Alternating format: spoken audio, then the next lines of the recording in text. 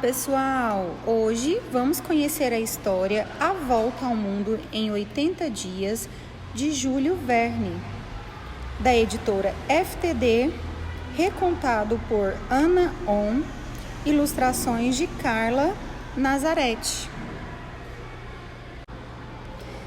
A Volta ao Mundo em 80 Dias. Apesar de preocupado com a aposta, Fogg sentiu-se na obrigação de evitar a morte daquela moça. Decidiu esperar a noite cair para salvá-la. Quando anoiteceu, entraram no acampamento onde estava a mulher e conseguiram resgatá-la rapidamente. Phileas Fogg era um homem honesto e muito rigoroso, um cavalheiro, tipicamente britânico, sempre pontual. Não tolerava atrasar-se um minuto que fosse. Vivia em Londres e passava seus dias no Clube Reform. Conversava com os amigos, lia os jornais, almoçava, jantava, jogava cartas. Era o ano de 1872. Naquele dia, estava sentado à mesa com os amigos de sempre. E um deles levantou um assunto sobre o qual todo mundo falava: o roubo de 55 mil libras no Banco da Inglaterra. Phileas Fogg deu a sua opinião. Desconfiam que o ladrão seja um cavalheiro. Ouvi dizer que a polícia colocou seus melhores detetives para investigar o caso. Um dos companheiros de Fogg exclamou: "Vocês verão que nem assim vão conseguir pegá-lo." "Claro que vão," outro discordou. "Em algum lugar vão pegá-lo. Isso é um disparate, o mundo é enorme," disse outro. Foi a vez de Fogg se manifestar. "Isso era antes, hoje o mundo encolheu. Há pouco li que já é possível dar a volta ao mundo em 80 dias. Um de seus companheiros interrompeu: "Em 80 dias? Isso é possível? Aceito o desafio e vamos nós dois fazer essa viagem?" propôs Fogg. "Não, não conte comigo," contrapôs o amigo. Outro dos parceiros de jogo também concordou. "Acho muito difícil, mas vamos apostar?" "Aposto 20 mil libras. Como sou capaz de dar a volta ao mundo em 80 dias, disse Fogg. Aceitando a sugestão, todos os amigos olharam para ele incrédulos. Não estou brincando. Vou partir ainda esta noite, precisamente às 8h45.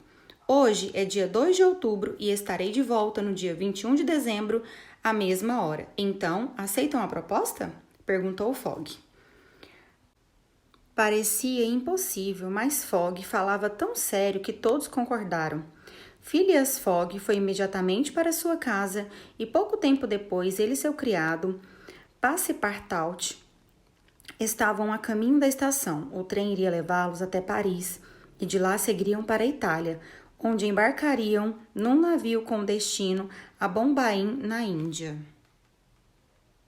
Alguns dias depois de Fogg ter partido, a polícia de Londres recebeu um telegrama. Suez a Londres. Administração Central, Praça de Scotland. Estou no rastro do ladrão do banco, Phileas Fogg. Mande o quanto antes uma ordem de prisão para Bombaim, Índia Inglesa. Fix, inspetor da polícia. Fix sabia que a caminho de Bombaim, Fogg teria de passar por Suez. E como suspeitava que fosse ele o ladrão do banco, pretendia prendê-lo. Pouco tempo depois, chegou a Suez um navio vindo de Londres. E, assim que Fix viu sair um rapaz apressado em direção ao consulado, aproximou-se e perguntou: "Bom dia, vai ao consulado? Eu conheço bem o cônsul, posso ajudá-lo." O rapaz era Passepartout, que prontamente aceitou a ajuda de Fix, entregando-lhe o passaporte do patrão. Quando o detetive viu a foto de Fogg, teve certeza de que aquele era o homem que procurava. Como Fogg era muito metódico e organizado, anotava religiosamente em seu diário a que horas entrava e saía dos países. Como prova, pedia às autoridades que carimbassem sempre seu passaporte, mesmo quando isso não era necessário. Algumas horas depois, o navio voltou a partir. Fogg passava grande parte do tempo jogando cartas. Passepartout aproveitava para explorar o barco. Numa tarde, enquanto passeava, cruzou com Fix, que também tinha embarcado, para não perder de vista seu suspeito e, assim, poder prendê-lo mais facilmente em Bombaim. Ao chegar à Índia, Fix dirigiu-se ao posto policial, mas acabou saindo de lá desanimado. Não havia chegado nenhum mandato de prisão. Enquanto isso, Passepartout foi dar uma volta pela cidade e combinou encontrar-se com Fogg na estação de trens para seguirem para Calcutá. Como era muito curioso, Passepartout foi visitar um templo da cidade. Imediatamente foi agarrado por dois sacerdotes que tiraram seus sapatos e meias. Era uma ofensa entrar calçado num lugar como aquele. Quando Fogg viu o criado chegar descalço, ouviu a história, o pedido de desculpas, Fix continuava por perto, sempre vigiando Fogg. E ao ouvir o que tinha acontecido, pensou: vou ficar em Bombaim, essa história vai ser o melhor pretexto para prender Fogg. Já no trem, Fogg encontrou Cis Franz, um coronel inglês que ele tinha conhecido no navio e que também ia para Calcutá. Juntos atravessaram florestas, campos cultivados, viram rios, aldeias e cidades cheias de gente. A certa altura, o fiscal anunciou: os trilhos acabou aqui. Agora quem quiser continuar até Calcutá tem que arranjar outro jeito. Fogg estava 2 dias adiantado e a única coisa que queria era pegar o trem que partiria de Calcutá para Hong Kong, no dia 25 de outubro, ao meio-dia. Depois da surpresa com o anúncio de que os trilhos não continuavam, Passepartout rapidamente encontrou uma alternativa para seguir. Iriam montados num elefante com um guia que conhecia bem o caminho. Fogg e Francis acomodaram-se em cestos colocados em cada lado do elefante, enquanto o guia e Passepartout seguiam no lombo do animal. A certa altura do caminho passou uma procissão. Era o enterro de um príncipe. O guia achou melhor esconderem-se até que a procissão passasse. Viram um grupo grande de homens, mulheres e crianças na frente. Iam 2 homens que seguravam uma linda jovem mulher, enfeitada com joias que mal ficava em pé. O que estavam vendo é um funeral. O guia então explicou: em alguns poucos lugares ainda há o costume horrível de queimar a esposa junto ao homem que morreu. O homem morto é um príncipe, aquela é a sua esposa e é o que vai acontecer com ela. Apesar de preocupado com a aposta, Fogg sentiu-se na obrigação de evitar a morte daquela moça. Decidiu esperar a noite cair para salvá-la. Quando anoiteceu, entraram no acampamento onde estava a mulher e conseguiram resgatá-la. Rapidamente subiram no elefante e o guia se pôs a apressá-lo. Assim que os guardas notaram o que havia acontecido, tentaram correr atrás deles, mas já era tarde demais. Fogg e seus companheiros só se sentiram seguros mesmo quando pegaram o trem, antes de chegar a Calcutá. Despediram-se de Cis Franz, que seguia para outro lugar. Fogg informou a Oda esse era o nome da moça, que depois de chegar a Calcutá seguiriam para Hong Kong. Não se preocupe comigo, eu tenho um parente naquela cidade, por isso tenho onde ficar. Todos esses acontecimentos fizeram com que Fogg perdesse os 2 dias de vantagem que tinha. Chegando a Calcutá, foram abordados por um policial que disse: vocês têm de me acompanhar.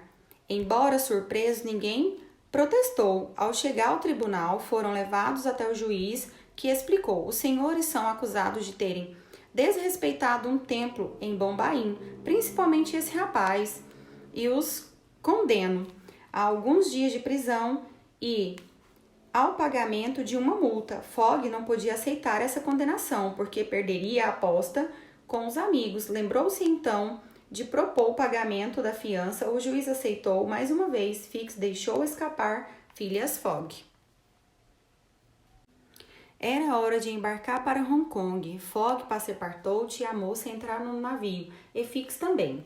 Sem que ninguém notasse, ninguém imaginaria que essa etapa da viagem seria tão agitada. Os ventos muito fortes e uma enorme tempestade obrigaram o navio a reduzir a velocidade. Fogg acabou chegando a Hong Kong um dia de atraso. Foi se informar quando podia partir para Yokohama, sua próxima parada, e ficou muito satisfeito ao avisarem que o navio partiria no dia seguinte. Depois Fogg deixou a Olda no hotel e foi procurar o parente da moça. Soube-se que não morava mais em Hong Kong, então convidou-a a acompanhá-la na viagem até a Europa. A moça agradava mais acompanhar Fogg a ficar com o parente que ela não via há muito tempo. Passepartout saiu para comprar as 3 passagens. Soube então que houve uma mudança. O navio sairia naquela noite. Apressou-se em avisar seu patrão. Nisso encontrou Fix, que o convidou para tomarem alguma coisa. Passepartout olhou para o detetive e disse: "Você anda atrás da gente, por quê? Quer ver se não fazemos alguma trapaça por causa da aposta, não é? Pois vou lhe dizer uma coisa, meu patrão é um homem sério e honesto." Fix deu uma gargalhada e mandou vir mais uma garrafa. O tempo passou e Passepartout acabou adormecendo. Na manhã seguinte, Fogg e a Olda notaram que o criado não tinha voltado ao hotel. Entretanto, Fix foi ao encontro de Fogg e avisou que o navio já havia partido para Yokohama. Agora teria que esperar uma semana para seguir viagem até aquela cidade. Fix estava contente. Daria tempo para chegar o tão esperado mandado de prisão. Mas Phileas Fogg não se conformou e ofereceu a um marinheiro uma grande quantia de dinheiro para levá-los em seu barco. O marinheiro aceitou, mas como o barco era muito pequeno, só iria até Xangai. Não haveria problemas, porque o navio que ia para Yokohama faria escala em Xangai, e Fogg poderia então embarcar e seguir viagem. Como Passepartout não aparecia, Fogg convidou Fix a fazer a viagem com ele e a Olda. Claro que o detetive aceitou. Entretanto, mais uma vez, uma tempestade fez com que atrasassem. Quando estavam quase chegando a Xangai, o capitão avisou: "O navio para Yokohama acaba de partir." Fogg voltou-se para o capitão e sugeriu: "Dispare o canhão. Quem sabe ele não nos vê e vem nos buscar." Apesar do barulho das ondas, o navio compreendeu a mensagem e dirigiu-se até o barco em que Fogg viajava. Em poucos minutos, os 3 passageiros estavam a caminho de sua próxima parada. Enquanto isso, assim que acordou, Passepartout embarcou no navio para Yokohama com a certeza de que seu patrão também estaria nele. Enquanto notou que Fogg não estava a bordo do navio, viu-se infeliz e sem dinheiro. Logo que chegava a Yokohama, arranjou trabalho em um circo japonês, na esperança de viajar para a América. No entanto, ao olhar a plateia durante o espetáculo, Passepartout reconheceu seu patrão e foi ao seu encontro. Os dois ficaram radiantes por estarem juntos novamente. Retomaram a viagem rumo à América, chegaram a São Francisco na data prevista e aproveitaram para passear pela cidade. Sem querer, acabou no meio de uma manifestação.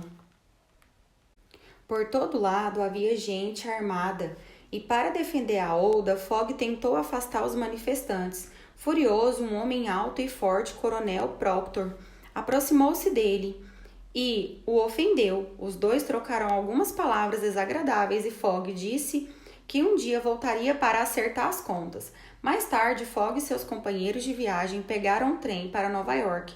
O tempo estava ruim, a neve não parava de cair, mas o trem não precisou reduzir a velocidade. O primeiro atraso aconteceu quando passavam perto da fronteira com o estado de Nevada. Uma manada de búfalos obrigou o trem a parar. Restava esperar todos os animais passarem para então acelerar a recuperar o tempo perdido. Logo que foi possível, o trem retomou seu caminho, mas adiante teve uma parada de novo. Havia um aviso de que a ponte por onde deveriam passar estava quase ruindo e não se aguentaria o peso do trem. Não havia muita opção até que o maquinista sugeriu: vamos assim mesmo, vou acelerar o máximo e talvez possamos chegar à outra margem sem que a ponte caia. Vamos assim mesmo, vou acelerar ao máximo e talvez possamos chegar à outra margem sem que a ponte caia. O maquinista acelerou e a velocidade foi tamanha que quando chegaram ao outro lado, a ponte caiu. Fogg propôs a Oda e Fix: jogam-se cartas. Nesse momento foram interrompidos por Proctor. Este não é o melhor momento para você aparecer, disse Fogg, admirado. Voltarei para a América daqui a alguns meses para resolver nosso desentendimento, mas Proctor queria resolver tudo naquele momento. É agora ou nunca. Frog e Proctor dirigiram-se ao último vagão para um duelo. Nisso ouviram um forte barulho, seguido de gritos muito altos, vindo da parte da frente do trem. Era um grupo de índios Sioux que acabava de atacá-los. Em todos os vagões travaram-se lutas entre índios e passageiros. Fogg e Proctor lutavam bravamente contra os índios. O trem seguia totalmente desgovernado e alguém disse: temos de parar o trem, vai acontecer uma tragédia. Para o trem parecia impossível, até que Passepartout decidiu ajudar. Encheu-se de coragem e avançou com muito cuidado até a locomotiva. Soltou a correia de segurança e a locomotiva separou-se do trem. Os vagões diminuíram a velocidade e pararam na estação. Os soldados, que já tinham sido avisados, correram para ajudar os viajantes, enquanto viam os índios fugirem às pressas. Muitos passageiros se feriram gravemente, inclusive Proctor. Quando Fogg notou a falta de seu criado, decidiu: vou à procura de Passepartout. Embora o capitão lhe dissera que era perigoso, Phileas Fogg partiu na companhia de alguns soldados. Muito preocupada, a Oda ficou com Fix e esperou que Fogg voltasse são e salvo. Pouco tempo depois, a locomotiva estava de volta para se juntar aos vagões e prosseguir viagem. A Oda ainda pediu que esperassem por Fogg e por seu criado, mas o trem tinha de partir. Fogg, Passepartout e os soldados voltaram somente na manhã seguinte. A Oda ficou feliz, apesar de ter de dar a notícia de que o trem já havia partido. E quando parte o próximo? Só esta noite, respondeu Fix. Mas há pouco falei com um rapaz que se explicou como viajar pelos campos cobertos de neve num trenó com uma vela. Pouco tempo depois, todos viajaram num trenó muito especial. Acabaram chegando a Nova York com um pequeno atraso de 45 minutos, o suficiente para não embarcarem no navio para Liverpool. No dia seguinte, Fogg foi ao porto à procura de uma embarcação que os levasse à Europa. O navio, Henrietta, parecia partir em breve. Subiu a bordo e conversou com o capitão. Descobriu que ele estava prestes a partir para Bordeaux, na França. Fogg ainda tentou negociar a ida até Liverpool, mas não conseguiu. Teriam de seguir para Bordeaux. Logo que o navio deixou o porto, Fogg trancou o capitão numa cabine e assumiu o controle. Iam a Liverpool. A certa altura, Fogg viu o maquinista se aproximar.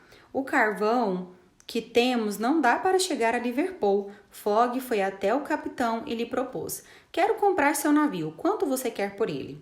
Surpreso, o capitão insultou e disse que o navio valia uns $50.000. Fogg não desperdiçou a oportunidade, então eu pago 60 mil. Phileas Fogg era o novo dono do navio e deu ordem aos marinheiros para que retirassem as madeiras do canvés para queimá-las e fazer carvão. Conseguiram chegar a Liverpool e a próxima e última etapa seria Londres, para onde iriam de trem. Dirigiram-se à estação e quando estavam prestes a partir, Fix aproximou-se de Fogg e disse: Em nome da rainha está preso. Foram até o posto policial e pouco tempo depois Fogg estava numa cela de prisão de Liverpool. Naquele exato momento deveriam partir para Londres. Fogg tentava arranjar uma forma de sair dali, até que um tempo depois, Fix, acompanhado de Aouda, abriu a porta da cela e disse, envergonhado, desculpe, Sr. Fogg, mas houve um engano. O ladrão que eu procurava já está preso há 3 dias. O trem já havia partido e Fogg não teve alternativa senão alugar um outro trem que o levasse para Londres e o mais rápido e o rapidamente possível. No entanto, 5 minutos de atraso na chegada a Londres foram suficientes para que perdessem a aposta. Pela primeira vez, Phileas Fogg estava desanimado, tinha perdido a sua fortuna. Fechou-se no quarto e não passou nem pelo clube para cumprimentar os amigos. Quando Passepartout levou-lhe algumas coisas para comer, Fogg quis ver a Ouda para lhe pedir desculpas. Ela o abraçou e disse, não peça desculpas, se você não tivesse aparecido, eu teria morrido. Obrigada por tudo, case-se comigo. Fogg explicou-se que, por ter perdido a aposta, não poderia lhe dar uma boa vida. A Ouda não se importava, amava-o. Fogg se sentiu tão feliz que mandou Passepartout à igreja para perguntar ao padre se ele poderia celebrar o casamento no dia seguinte, na segunda-feira. Depois de falar com o padre, Passepartout voltou para casa com uma flecha. Tinha uma ótima notícia para o patrão. Entrou, subiu as escadas e disse, ofegante, Senhor, sabia que são 8h35 e que hoje é sábado e não domingo. Por causa do fuso horário, demos a volta ao mundo e ainda chegamos um dia mais cedo. Fogg só teve tempo de dizer, temos 10 minutos para chegar ao clube. Vamos embora. Partiram correndo. No clube, poucos acreditavam que Fogg conseguiria chegar a tempo. Porém, no último minuto, as portas se abriram e Fogg exclamou, aqui estou, meus amigos, ganhei a aposta. Olá, Infantil 5, tudo bem com vocês? Tia Luana está passando aqui para fazer o fechamento do projeto literário do 4º bimestre com o livro 80 Dias Dando a Volta ao Mundo. Espero que vocês tenham gostado dessa história. Foi muito legal participar desse projeto literário juntamente com essa turma maravilhosa da Tia Luana. E um beijo! Espero que todos vocês estejam gostando dessa história. Até mais!